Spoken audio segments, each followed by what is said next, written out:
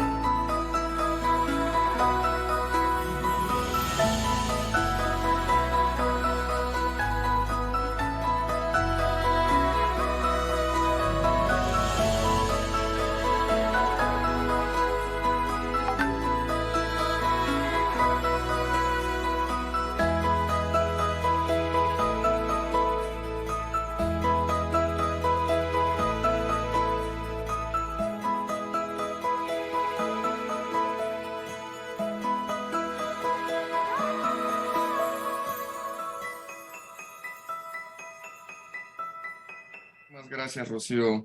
Pues hola, yo soy Domingo Fernández. Estaremos hablando ahorita de cómo nuestras experiencias con el urbanismo táctico crea infraestructura más segura, en buenas prácticas de la implementación de esta técnica, de esta herramienta que tenemos. Y lo que hemos aprendido a lo largo de estas experiencias. Un gusto a todos por estar aquí. Agradezco el espacio a la NACEBI. Y bueno, me gustaría comenzar con esta cita. Esta cita es del Premio Nobel de Economía. Y bueno, él ha desarrollado modelos que muestran el impacto del cambio climático en la economía y ha logrado cuantificar el conocimiento, el valor del conocimiento compartido. Y aquí, esta cita, a lo que nos lleva un poco es a pensar cómo son ciertas situaciones y cuestiones en temas urbanos, ¿no? En las soluciones de estos temas urbanos. Y bueno, la leo.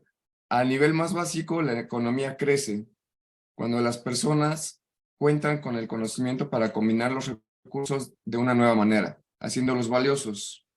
No producimos realmente nada, todo está aquí, lo que hacemos es combinar las cosas. Y bueno, con esta premisa, lo que me gustaría preguntarles es, ¿qué llega a significar el conocimiento abierto para el desarrollo? Y bueno, conocemos las crisis que tenemos mundialmente como especie, ¿no? Y también este economista, Paul Romer, nos dice que la crisis es algo terrible de desperdiciar. Y bueno, conocemos, ya somos 7.900 millones, vamos a tener cada vez un mayor número de crisis y de estreses urbanos, como lo son el agua potable, los temas alimenticios, los temas económicos y los temas de calentamiento global o las crisis ambientales. Y bueno, ¿dónde se van a lidiar en la mayoría de las ocasiones estas crisis? Pues en las ciudades, ¿no? Y en esta imagen tenemos esta franja donde está el 51% de los mexicanos, eso aproximadamente son 64 millones, casi el doble de la población que hay en Canadá, y se sitúa en esta franja, ¿no? En la franja roja, como lo vemos en la imagen superior derecha. Y bueno, aquí tenemos todas las zonas metropolitanas, la mayoría de las zonas metropolitanas del país. Y en el resto del territorio, pues solo tenemos el 49% de la población. Y esto me lleva a escalar las cosas, ¿no? A volver a hablar de niveles en los que podemos actuar y pensar de esta forma, invitarlos a pensar de esta forma, de tener toda esta nube de crisis de manera global, dejarla ahí, tener un poco de paz mental respecto a eso y pensar en qué es lo que nosotros podemos hacer, ¿no? Me gusta mucho esta forma de pensar de cómo es adentro, es afuera, y muchas veces los individuos tenemos que fijarnos en lo que hacemos dentro de nuestras comunidades para después ver cómo somos en colectivo, ¿no? Y bueno, nuestro lugar de incidencia como individuos dentro de la colectividad está dentro de nuestros espacios y de nuestros lugares. Y bueno, ¿qué rodea nuestros espacios y nuestros lugares, no? Todos estos conceptos alrededor y de los cuales el espacio público y las calles del transporte es lo que nos concierne este día. Y bueno, siempre centrando a las personas dentro de las determinantes de la salud y el bienestar, ¿no?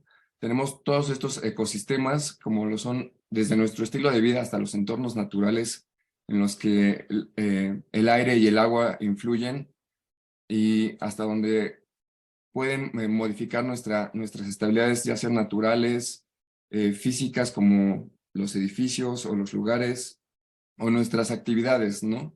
Siempre pensar en las personas en el centro para determinar nuestras acciones. Y bueno, aquí una gran maestra para mí como diseñador urbano, que es Janet Said Khan. Para quienes no conozcan a Janet Said, ella fue oficial en ACTO, que es una asociación de transportistas en Estados Unidos. Eh, es una coalición del Departamento de Transporte de Estados Unidos. Y bueno, su heroísmo llevó a modificar las calles de una de las ciudades más caóticas en temas de movilidad, ¿no? Que es Nueva York, y en específico esta parte de Times Square, donde si bien no había espacio para tanto turista por la cantidad de vehículos que transitaban por esta zona, cambió el paradigma por completo y restauró el equilibrio del espacio público que necesitaban las personas que disfrutaban de ese espacio público, y sobrepuso un poco atrás el tema del automóvil, ¿no? Recuperó este espacio de una forma increíble. Y bueno, ella tiene un gran libro que es Street Fight, y es donde narra todas estas hazañas en las que ha tomado parte como en la ciudad de Nueva York, el cambio drástico de este empoderamiento por el espacio público, ¿no? Y bueno, su frase que ahora leo es que el urbanismo táctico demuestra el enorme poder de pensar en pequeño sobre nuestras ciudades, y muestra cómo un poco de imaginación y los recursos disponibles, las ciudades pueden desbloquear todo el potencial de sus calles. Y esto que nos dice Janet, a mí me recuerda mucho a una frase que alguna vez escuché, que es que la creatividad es la inteligencia divirtiéndose, ¿no? Y me gusta mucho llevar a la creatividad y la imaginación hacia un punto en temas de rescatar la ciudad, ¿no? Porque es una resiliencia de nuestro espíritu, de nuestra manera de resolver crisis, que le da puertas abiertas a un sinfín de maneras de resolver las cosas, ¿no? Y bueno, ella también tiene una cita que es la de: si puedes cambiar la calle, puedes cambiar el mundo, ¿no? Y para mí eso es una cita muy importante. La calle es una escala en la que el individuo puede hacer cambios importantes y significativos en el corto plazo. Y bueno, esto es un círculo vicioso, un círculo virtuoso, perdón, de cómo el urbanismo táctico puede ser concebido.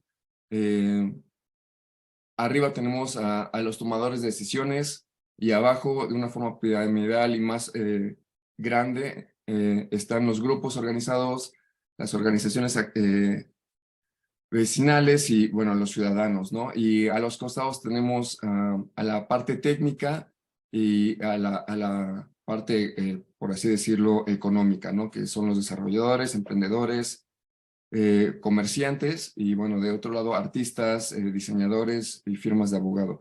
Y es como el urbanismo táctico puede estarse moviendo, ¿no? Alguna vez podemos llegar a tener solo una parte y no desplazarnos hacia los otros sectores, hacia las otras agrupaciones. Y la intención es que sí suceda así para que las intenciones continúen y se queden a largo plazo, ¿no? Y es una manera de alcanzar a más personas y como otras te pueden alcanzar a ti. Esto es del libro de Tactical Urbanism y es de Michael Lindon. Y bueno, también nos hablan de esta otra forma de mover las cosas, ¿no? En cuanto a probar, planear y probar de nuevo, planear e invertir, ¿no? Que tiene que ser un aprendizaje constante, que tiene que ser ideas nuevas, que tenemos que construir y materializar las cosas, proyectarlas, medirlas y levantar datos, ¿no? Que es una constante esto de medir, aprender y construir, medir, aprender y construir. Y bueno, solo falta una pieza a veces para que las cosas funcionen, ¿no? Pero es en el actuar en donde encontramos la solución, ¿no? En el no actuar el no actuar sería el ejemplo del no urbanismo táctico, ¿no? En dejar las cosas deteriorándose o viendo cómo no funcionan. Y bueno, aquí ejemplos de cómo ha habido catarsis del espacio, ¿no? De los espacios públicos emergentes. En este caso es un estacionamiento en donde se creó una plaza emergente por 3 días y qué mejor lugar para recuperar que un estacionamiento, ¿no? Esto fue en Massachusetts, en Estados Unidos, y bueno, es un ejemplo de estas recuperaciones que tenemos por parte del espacio público. Y también aquí hay otro ejemplo de cómo la expresión por los espacios públicos estériles muchas veces y cómo la personalización o cómo el cambiar los formatos que muchas veces los diseñadores tenemos por higienizar los espacios pueden llegar a ser más atractivos, ¿no? Porque hay infancias, porque hay maneras de reconocer los espacios y en esas maneras de reconocer los espacios encontramos identidad. Y bueno, así otras expresiones de urbanismo táctico, ¿no? Como las librerías itinerantes que llevan la educación y que promueven el intercambio de conocimientos a través de los libros, ¿no? Y donde la gente se puede acercar y platicar de temas específicos, ¿no? Y así otro tipo de guerrillas, ¿no? Como este tema de los polinizadores, de las crisis alimenticias y cómo las crisis alimenticias pueden existir en temas urbanos, ¿no? Las soluciones de estas crisis pueden existir en temas urbanos, ¿no? Recuerdo mucho que cuando empezaba a estudiar todos estos temas, me conflictuaba mucho la separación de lo que se llevaba en lo rural con lo que se llevaba en lo urbano, ¿no? Y pensaba mucho en este tipo de temas de la alimentación, ¿no? De por qué la alimentación no surge en la ciudad, por qué tiene que surgir fuera de la ciudad. Y bueno, todo lo que gira alrededor de este tipo de guerrillas. Acá hay otro tipo de expresiones, de rescates de los espacios públicos, y este es el Parking Day o parqueando. Ahí tenemos unas fotos a la derecha, arriba y abajo de nuestros ejercicios desde Cholula en bici, de cuando teníamos un activismo más constante y bueno, estas imágenes eran, bueno, estos espacios que le quitábamos al lugar de estacionamiento fueron afuera del mercado y la gente mucho nos preguntaba por qué les quitábamos un estacionamiento de coches y un poco les planteábamos que era ampliar el mercado, ¿no? Que era como poder disfrutar de las afueras del mercado sin tener que sacrificar un espacio de automóvil, ¿no? Que solo era uno de 15 que había en el frente del mercado y cambiaban un poco su forma de pensar, ¿no? Muchas veces lidiaban un poco más con el tema de las cargas y descargas o de la vista o de si eso lo iba a autorizar el ayuntamiento y cosas así, ¿no? Y bueno, otros ejemplos aquí en las fotos que tenemos. Otro ejemplo de este tipo de activismo es las ciclovías emergentes, que bien pueden surgir, como lo vimos en pandemia, o en calles donde hay un espacio bastante amplio para la circulación de todos los usuarios y donde se han registrado, no sé, incidencias viales, ¿no? Y también hay un ejemplo, pongo un ejemplo, es la imagen superior derecha, de una ciclovía emergente que se pintó y que los locatarios decidieron borrar, ¿no? Y bueno, esto es, no sé, parte de acciones que yo creo que vienen desde el desconocimiento y la desinformación, pero el no acercarse, por ejemplo, a estas personas que hicieron este acto de borrarla, también es un no hacer y no defender, y bueno, puede resultar en el no urbanismo táctico, ¿no? Y bueno, otras formas de modificar el espacio de manera consciente es o tal vez hasta inconsciente, ¿no? Por las huellitas del perrito, ¿no? O las tácticas para expresar las necesidades de modificar el espacio, ¿no? Tal vez no con una intención tan sana o con una intención tan clara o con una intención tan específica, pero la necesidad de estas expresiones, ¿no? Y bueno, también otras que surgen a partir de crisis inesperadas, ¿no? Como el deceso por contagios en COVID, la reorganización del espacio público en los mercados también por este tema y bueno, otros, ¿no? Como las campañas de Black Lives Matter, que también toman lugar en la calle y generan estos espacios de concientización y de alerta al tema, ¿no? Y bueno, ya para cerrar, otros ejemplos de modificación de la infraestructura, ¿no? Como bien lo puede ser las cebras peatonales que son muy icónicas para el tema del diseño urbano y que como podemos ver en estas 5 imágenes, arriba a la izquierda solo era cuestión de unir las cebras con líneas transversales para escribir una palabra, un saludo, ¿no? Y la historia detrás de esto es que el ayuntamiento ahí en Hawái, no recuerdo bien qué ciudad, multó a la persona que hizo esto.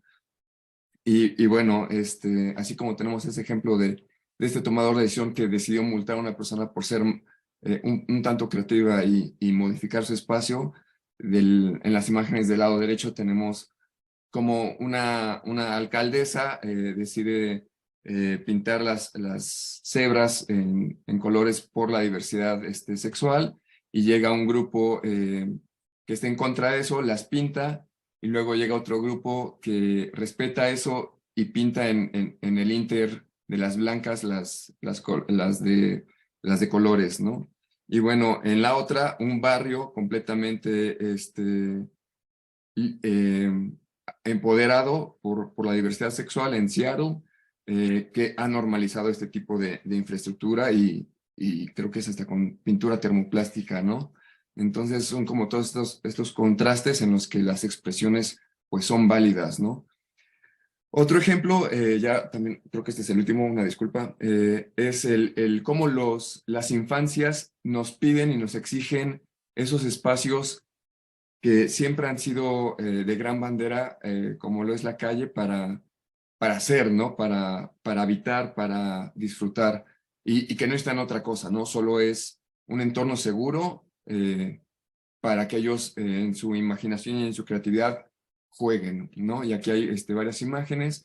Una es una señalización, la de abajo a la izquierda, perdón, abajo a la derecha, de este tipo de calles en Países Bajos, donde la necesidad por hacer algo local fuera de la inseguridad vial que representaban los autos, generó este diseño de Wolfnerves, que es estas calles locales y privadas de vecinos, ¿no? Donde el auto es el invitado y donde las velocidades y los espacios son completamente íntimos para las personas, ¿no? Y por el otro lado, la imagen abajo a la izquierda es como un señalamiento prohíbe de plano en medio de la ciudad a los peatones. Y arriba a la izquierda, una imagen en Puerto Escondido de cómo es la versión de Países Bajos, pero aquí en México de del cuidado por los niños en las calles, ¿no? Y bueno, y a la derecha arriba, otro letrero de Nueva York, de los 80s, 70s, de esto, de un horario en el que ciertas calles pedida por los vecinos era cerrada para que los niños jugaran después de llegar de la escuela, ¿no? Igual por un alto incremento en los atropellamientos, la gente se organizó y pidió este tipo de soluciones. Y bueno, acentuando ya las prácticas y las experiencias. Sí, Te disculpa. quedan 2 minutos. Ah, gracias, Rocío.